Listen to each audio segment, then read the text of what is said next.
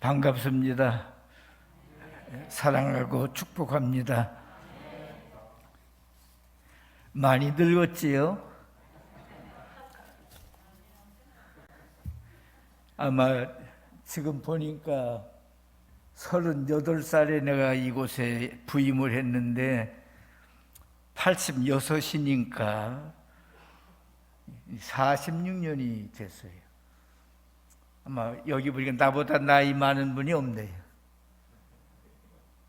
아마 이 시간 예배 참석하지 못한 분 전열경 집사님인데 이분이 이제 90대 노인이시고, 김옥선 집사님이 아마 90 지나신 것 같고, 백종희 할머니가 그 다음에는 아마 내가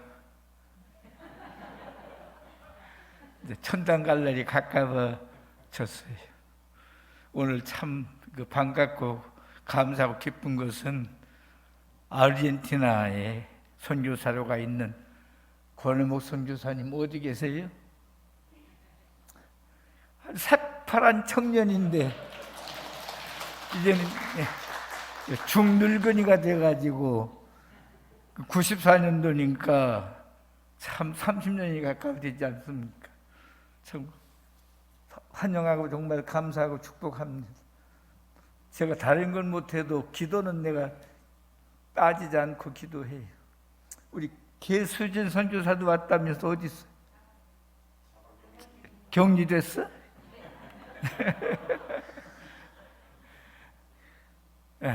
참 제가 양로원에서 12년간 봉사를 했는데 작년 2월달 말일 주일부터 코로나 때문에 이제 가질 못했어요.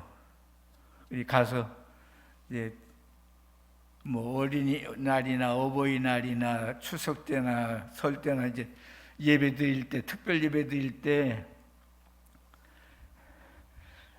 가만히 제가 이제 그때 이제 하모니카를 이제 그런 때 갖고 가니까 1년에 뭐 두세 번, 그래서 어머님은에 부모님은에 대한 노래를 하모니카 불러주면 그 직원들 젊은 사람들은 그냥 맹성맹성 아무렇지도 않아요.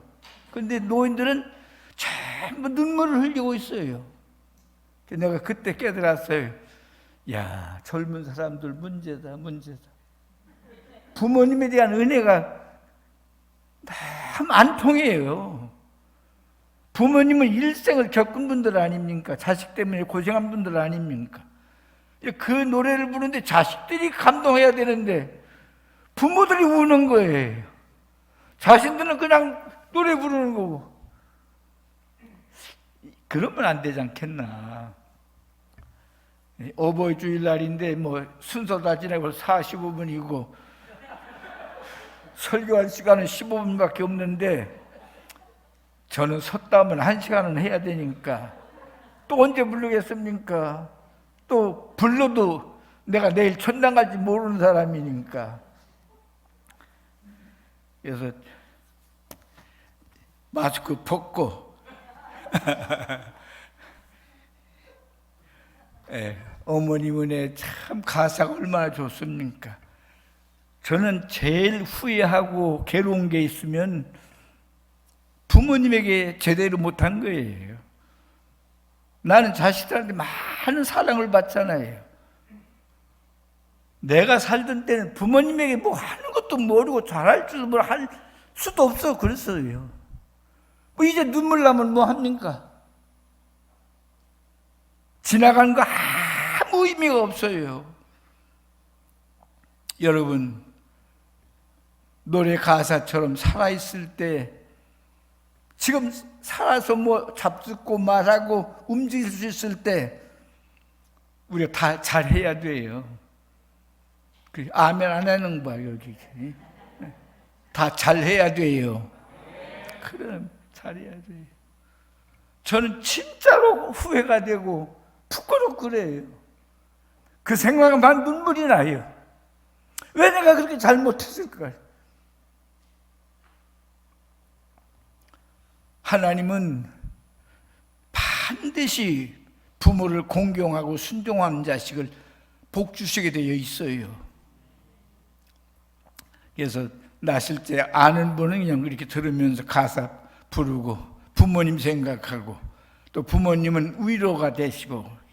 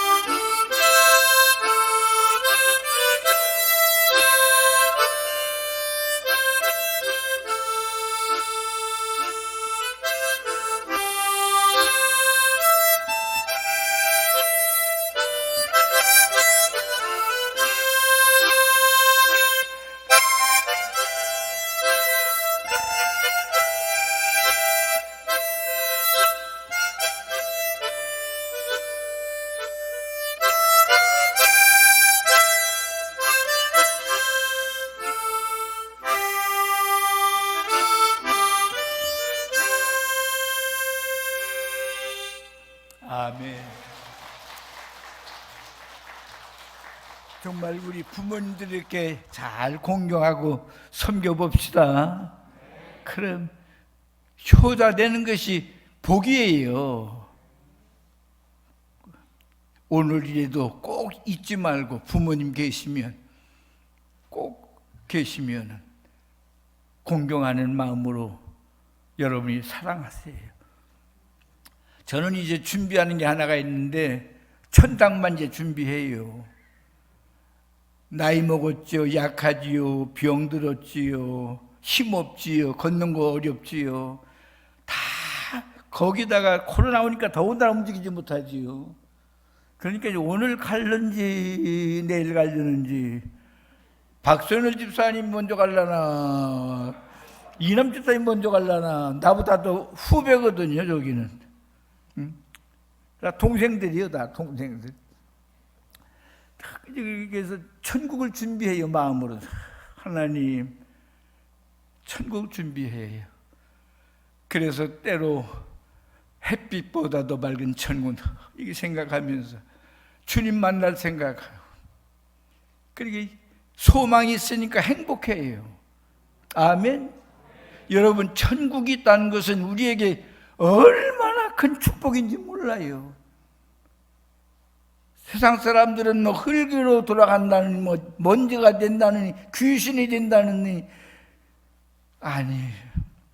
영생복락 면류관 확실히 받겠네. 햇빛보다 더 밝은 천국. 한 번만 더. 예?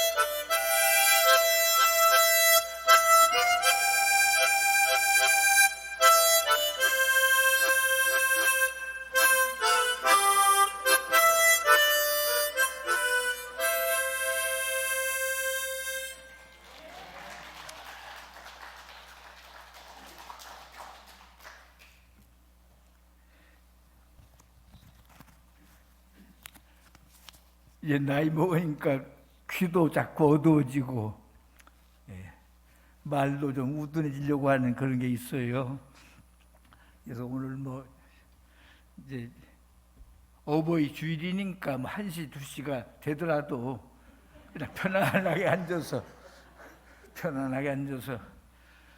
하나님 말씀 들읍시다. 오늘 본문에 있는 말씀 읽으셨으니까 어떤 여자가 큰 큰 소리를 지릅니다. 예수님의 말씀을 듣다가는 큰 소리를 지르면서 하는 말이에요. 27절에 예수님을 뵌 임신했던 여자, 그리고 예수님에게 젖을 물려서 키웠던 여자, 그 여자가 복이 있습니다. 그렇게 외치는 거예요. 복이지요. 얼마나 큰 복이겠습니까? 그러나 예수님은 아니에요. 예수님은 아니에요. 28절 예수께서 이르시되 오히려 하나님의 말씀을 듣고 지키는 자가 복이 있느니라. 아멘.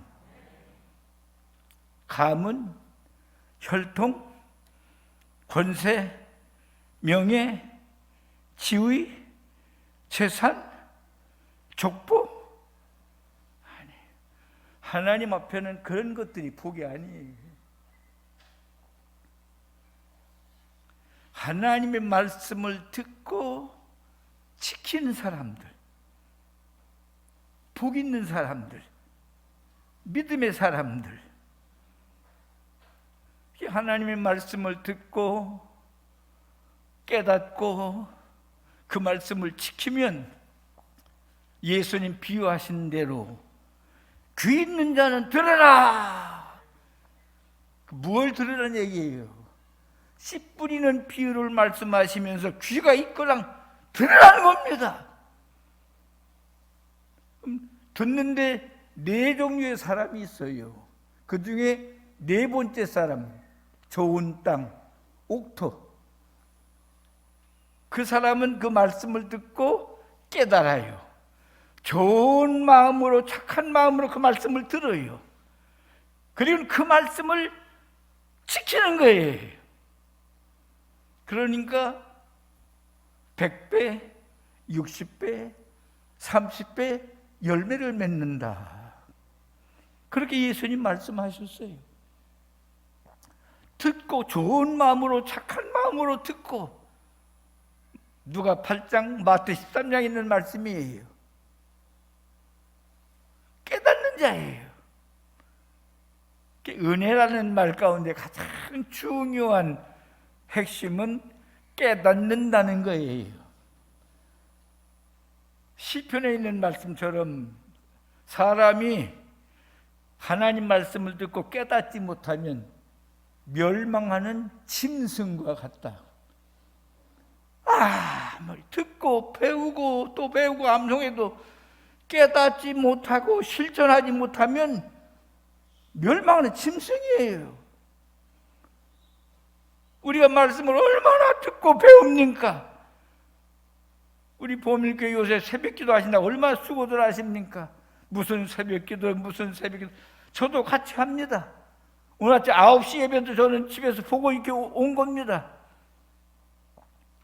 얼마나 귀한 말씀을 주시는데 들으면 끝이야. 열매가 없어요.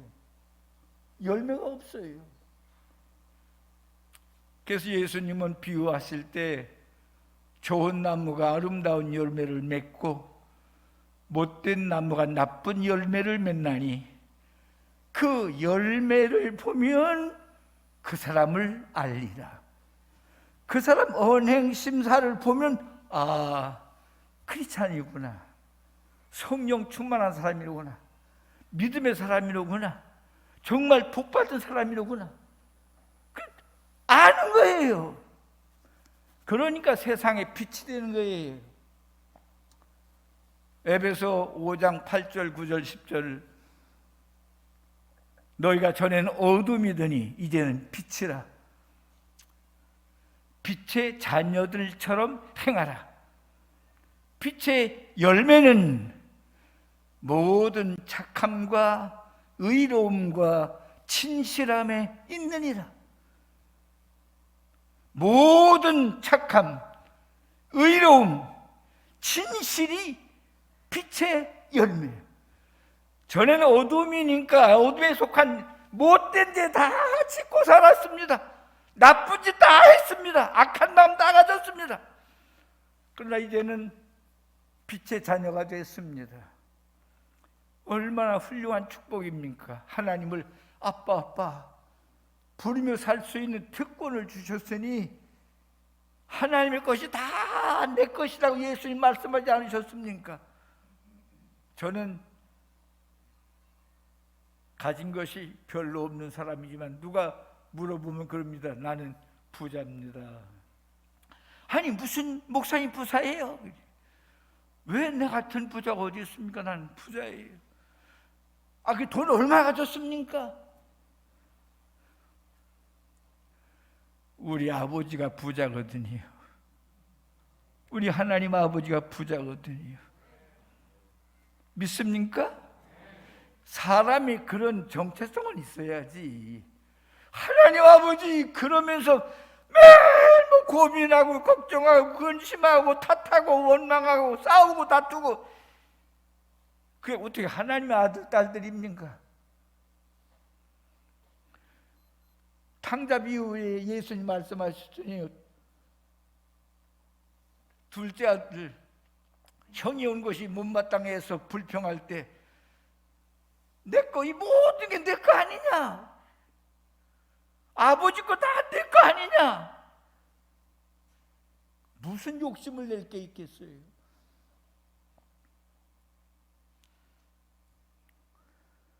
예수님은 진짜 효자입니다. 누가복음 2장 51절에 보면 12살 때 예루살렘에 갔다가 오실 때 그때 오셔가지고 뭐라고 했습니까? 순종하여 받으시더라. 부모님을 순종하여 받으시더라.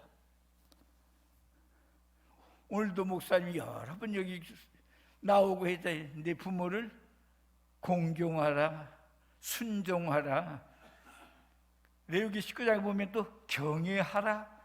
그건 하나님께만 쓰는 단어예요.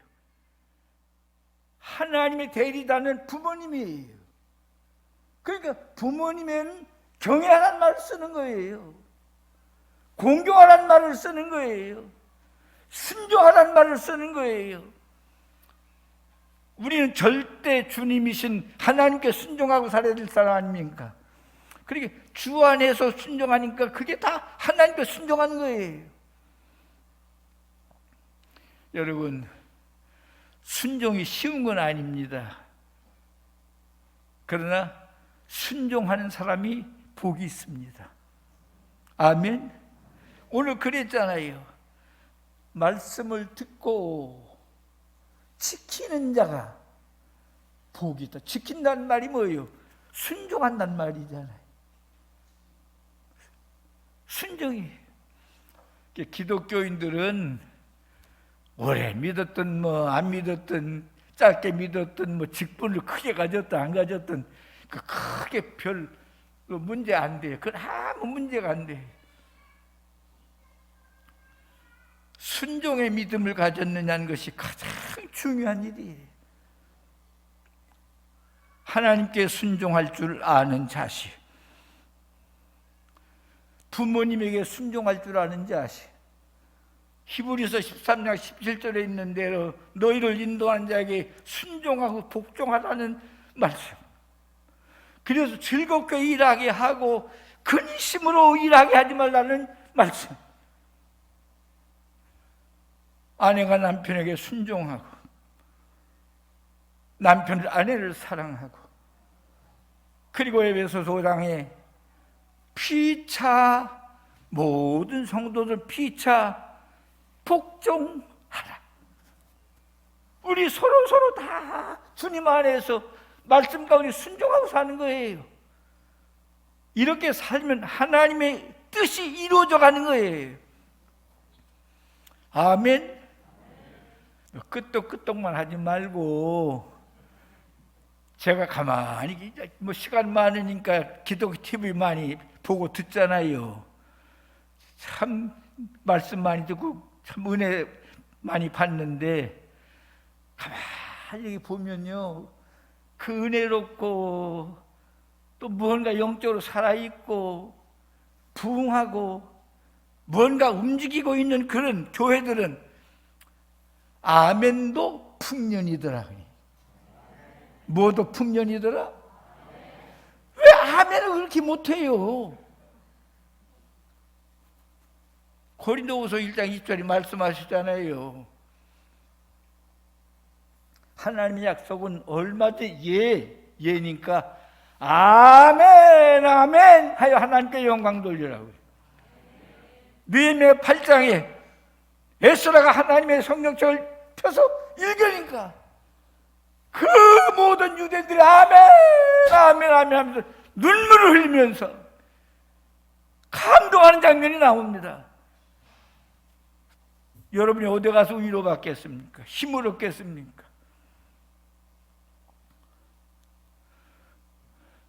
하나님 말씀 잘 순종하고 살길 바랍니다.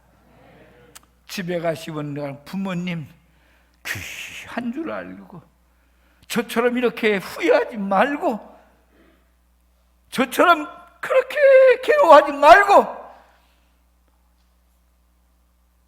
공경하고 사세요. 어버이줄 100년 지켜봐야 돌아가서 실천 안 하면 이거 하나 많아요. 마태 23장이 뭐라고 말씀하셨습니까? 1절로 4절까지 보면 서기관과 바리새인들이 종교 지도자들 아니에요. 서기관들 율법학자들이에요. 얼마나 말씀을 잘 알고 잘 깨닫고 가르칩니까? 그런데 한 가지 문제는 예수님이 그런 사람에게 뭐라고 말씀했습니까? 저들은 말만 하고 행하지 않는다. 말만 하고 성경 얘기는 잘 하는데 행동이 없어, 실천이 없어. 그래서 예수님 말씀하시기를 저희들 전해주는 말씀은 듣지만 행위는 본받지 말라고요. 뭘 본받지 말라? 행위. 저 바리새인 서기관 같은 사람들 행위는 본받지 말고 그 말씀은 하나님의 말씀이니까 그 말씀만 들으라는 거예요. 그러면서 뭐라고 하셨어요? 그 다음에 쭉 내려가면서 외식하는 서기관과 바리새인들이요. 외식이 뭐예요? 세상 말로 말하면 연극 배우자, 가짜야. 가짜. 화 있을진저. 왜 화 있습니까? 지옥의 자식들아, 해칠한 무덤아, 아무리 듣고 배우고 뭐 알면 뭐 합니까? 우리가 순종하고 실천하려고 노력을 해야지요.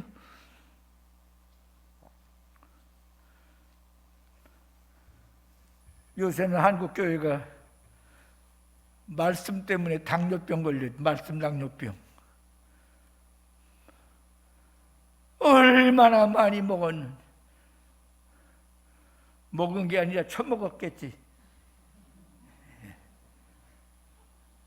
참 희한한 세상, 희한한 세상.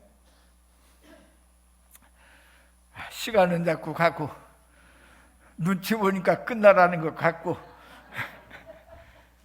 주일날만 해도 즐겁게 예배 드립시다.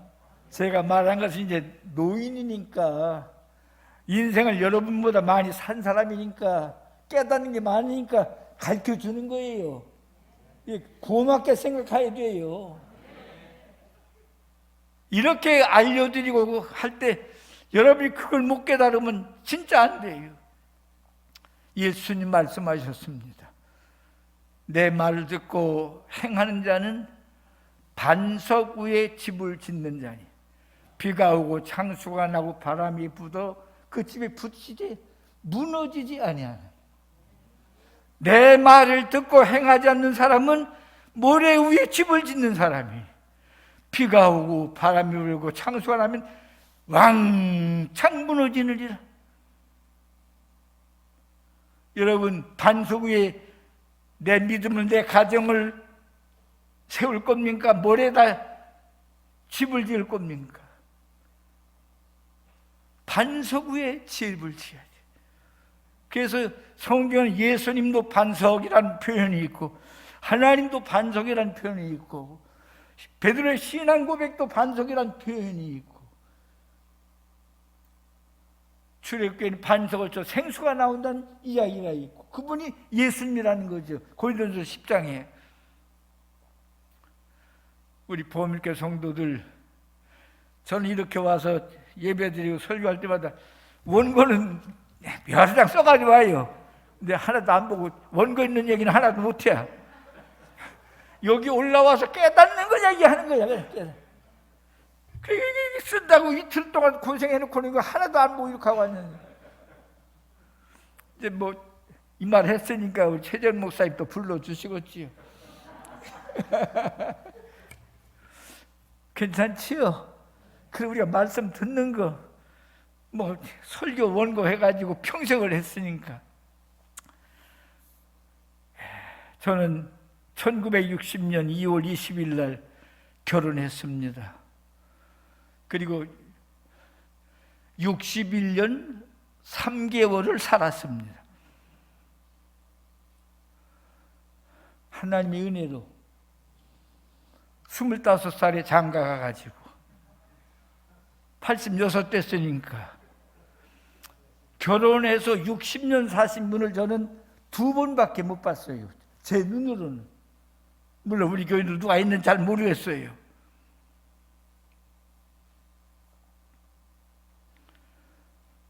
그리고 저는 27년 전부터 3대가 함께 지금 살고 있습니다. 할아버지, 할머니, 아빠, 엄마, 손자들.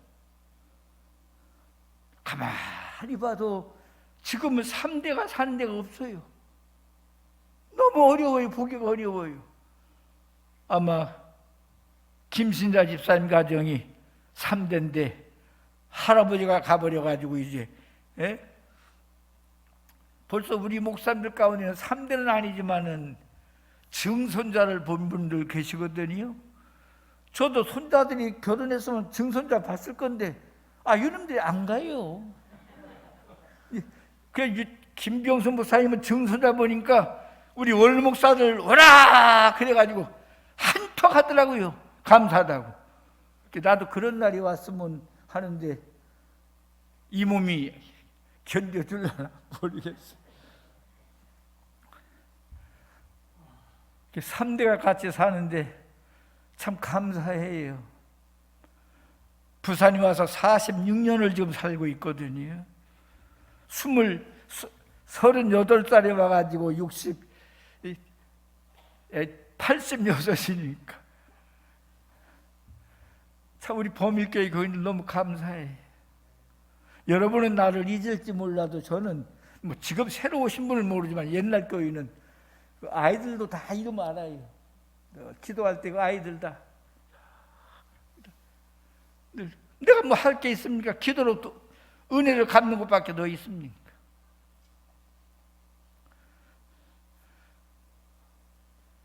대전에서 유영근 목사님이 결혼 60년 행사를 크게 했습니다. 영안교회 안경선 집사님이 60년 결혼식을 아주 그냥 크게 잔치했습니다. 그 다이아몬드식이라고 그래요. 저는 작년에 60주년인데 결혼 60주년인데 아내에게도 말을 안 했어요. 왜? 돈이라도 줘야 되잖아. 뭐라도 줘야 되잖아. 그래서 모아가지고 나중에 줘야 되겠다. 그러니 뭐 모이지도 가족도 모이기도 그냥 벌써 61년이 지났으니 말이에요. 어디 마누라 어디 있어요? 미안해요. 그 가난한 시절에 전도사한테 시집 와가지고 말도 못하지요. 그때는 밥만 먹으면 최고예요. 쌀밥만 먹을 수 있으면 최고예요. 봄 일기 올 때 언제 말씀드렸지요? 식구 많다고 오지 말랄까 해서 어떻게 하면 좋을까? 장인 장모님 계시지, 애들은 5이지, 부부자 9식구인데 2사람이면 1등이고 3사람이면 2등이고 4사람이면 3등 그런 시절에 보밀교회가 눈이 멀었지. 예? 사람들이 뭐가 정신이 빠졌지. 날 초청하다니. 물론 여기 계신 그때 초청할 때 있는 분이 몇 분 안 되지만 73년도만 해도 참 가난하고 어려운 때에 나는 잊을 수가 없어요. 보밀교회를 어떻게 내가 있습니까? 아니 9 식구가 어디 간단 말입니까? 공주 태성교회 가면 제일 좋은 교회예요. 거기 가니까 쌀도 푼하고 과일도 푼, 채소도 푼, 돈도 많이. 이 정신없는 종이 농촌생활 안 한다고, 목표 그만한다고 보따리 싸가지고 서울로 올라갔네. 가서 개척을 했는데 여러분 20만 원가량 개척 올라간 사람이에요. 내가 체가다 그런가 봐요. 최전 목사님 체가는 뭐 양반이니까 그렇고 나는 조금 그래가지고 올라가서 개척하니 재미는 있어요. 그때만 해도 좀 개척이 되는 때니까. 근데 보밀교회에서 그때 노영식 목사님하고 김인수리고 그 전도사 여전사님하고 전화가 와가지고 우리 교회가 후임자를 결정하는데 초청하면 올 수 있겠느냐. 그래서 예, 만일에 혹시 교회가 결정된다면 제가 가지요. 근데 그때는 이 보밀교회만 해도 큰 교회예요. 오려고 하는 사람이 너무나 많아요. 지금은 말도 못해 많지만 그때만 해도 9명, 10명 이렇게 오려고 하셨어요. 내가 들으니까 안 되겠어요. 안 오겠다고. 그 어려운 교회 나 못 간다고. 그랬더니 하루아침에 전화가 왔어요. 김윤순 전사한테. 목사님 결정됐어요. 빨리 오세요.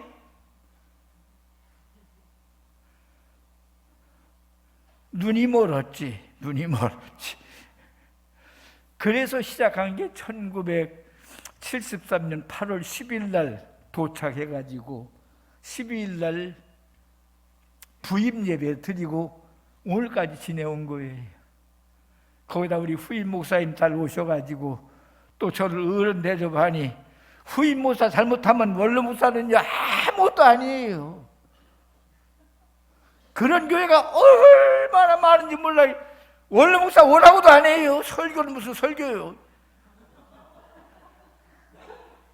아니 진짜요. 뭐 웃자고 한 얘기가 아니에요.